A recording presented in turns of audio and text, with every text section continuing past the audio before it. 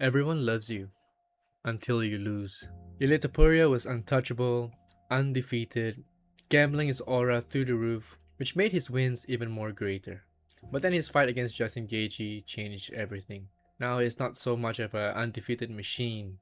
Now people are doubting him. He's human, he bleeds. But I, for one, personally think that this loss might be the best thing that has ever happened to him. Now, today I want to talk about why you should not count Ilia out even after being completely demolished by Justin Gaethje. And actually, why this might be a moment that turns him into a fan favorite. And personally for Ilia, even someone who's even much more dangerous. Because perfect fighters don't always make the most compelling stories. Now, if you sit down and think, like for example, Islam and Habib, when a fighter is undefeated for too long, you kind of stop feeling the tension or even nervous for someone. Like you watch him as like a picture perfect athlete, you know. Just like how we were watching Ilya against this fight, we were expecting a knockout, a sweep. Or what if Ilya actually won the match yesterday? It'll be like, oh, it's expected. Oh, and he goes on and on. Such a perfect fighter. With the likes of Habib and Islam, they're dominant, elite, and some will even argue flawless. But inside, you're expecting them to win. There's not much of a chaos. There's not much uncertainty. No, like what ifs. And there's not much of an emotional stake that stirs inside you. Because being perfect doesn't really feel human. Now, Ili isn't even my favorite fighter in the UFC. But seeing him lose like that, it's really heartbreaking. Seeing someone or something that was destined to dominate or being so perfect bleed or even lose, the feeling is so heavy.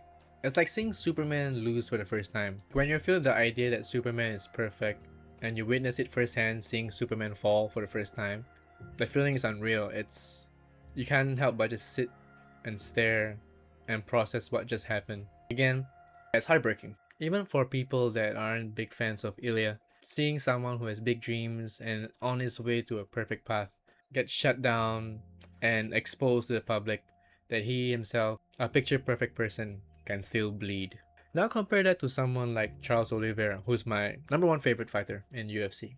Early in his career, people call him a quitter, said he folded under pressure, he got dropped, he gave up, he was counted out and written off by most people. But that's exactly why people love him now, because every time he walks into the cage, you don't know what's gonna happen. When he had his first title run, starting with almost losing to Michael Chandler in the first round and then bouncing back on the second round to claim the title, and then it came on to Dustin Poirier, Justin Gaethje, but eventually getting shut down by Islam Makhachev, and then bouncing back again after that fight, but getting shut down by Ilia Topuria, getting knocked out by Ilia Topuria, and then bouncing back on the next fight. And there's a saying, a wounded lion is still a lion. Now every time he walks into a cage, you don't know what's gonna happen. And I personally find that really exciting because when he wins, it feels earned. You feel like you're supporting a family member. And that's the difference because losses don't destroy fighters. It makes the story even greater. Topuria wasn't just winning because he was set up as like this unstoppable miracle, once in a lifetime fighter. Okay, I know, sounds like I'm meat riding, but he was knocking out legends, rising fast, knocking out people that weren't knocked down before or knocked out. He had this almost mythical aura similar to Conor McGregor, or some even debated that he's even greater than Conor McGregor.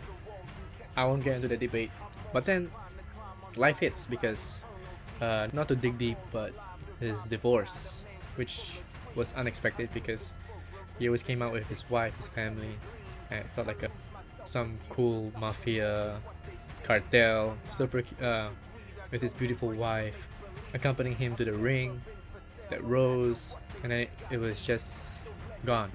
And then he had the pressure of bouncing back from that, and then now coming into this fight, people saying that this is not his true self. He's just arrogant, wanting to prove, very emotional, not sticking to the game plan that he always had when he fought Max Holloway and Volkanovski. He was patient, not aiming for, not being too aggressive, and always respecting the fighter's style.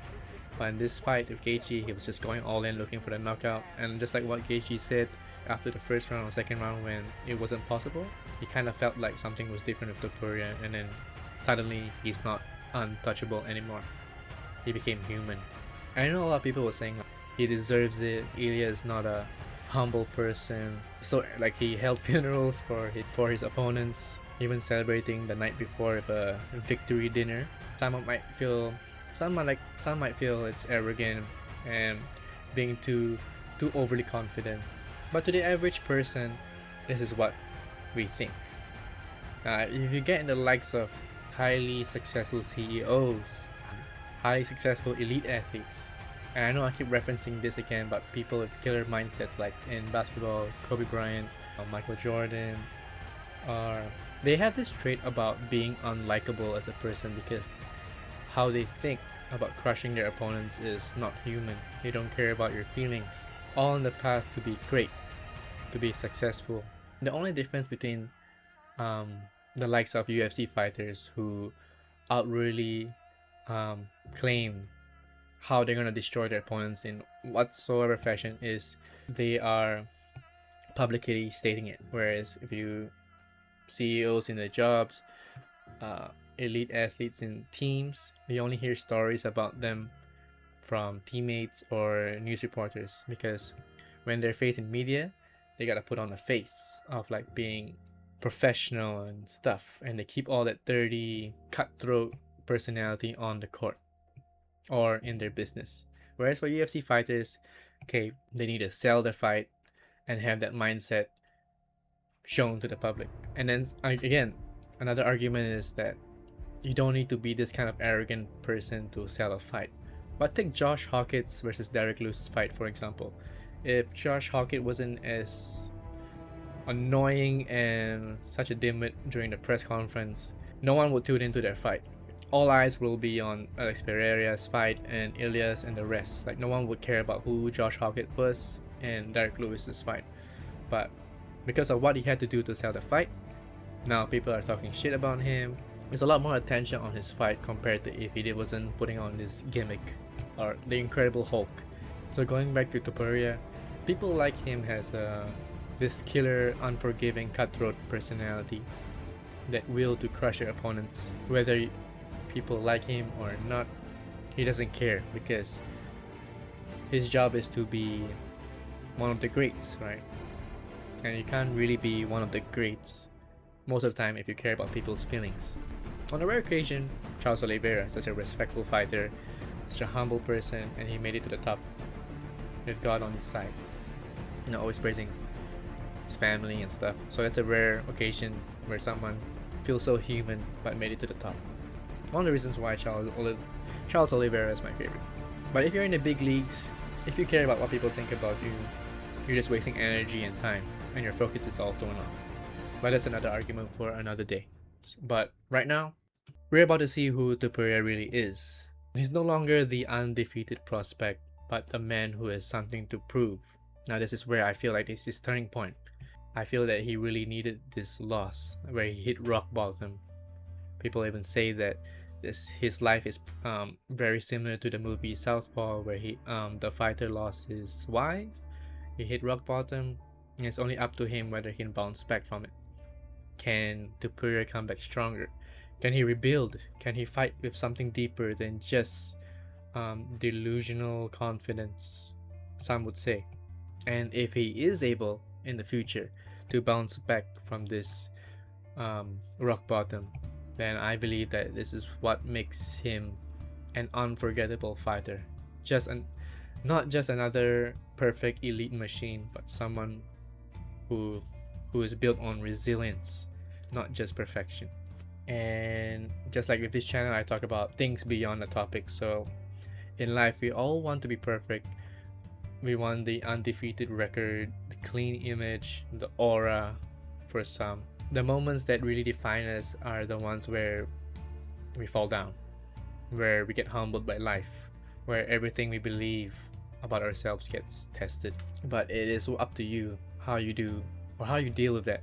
You stand back up, okay, or just fall back into your old habits and waste away and believe that you are washed. So don't count Ilia Topuria out, whether you hate him as a person. Because if he comes back from this, if he rebuilds after everything life just threw at him, I don't think we're gonna watch a great fighter anymore. We might be watching the start of a legend. And those are the stories that people will never forget. Now, if you enjoyed this breakdown, drop a like, subscribe, and let me know. Okay, do you think Topuria comes back stronger, or is this the beginning of the end?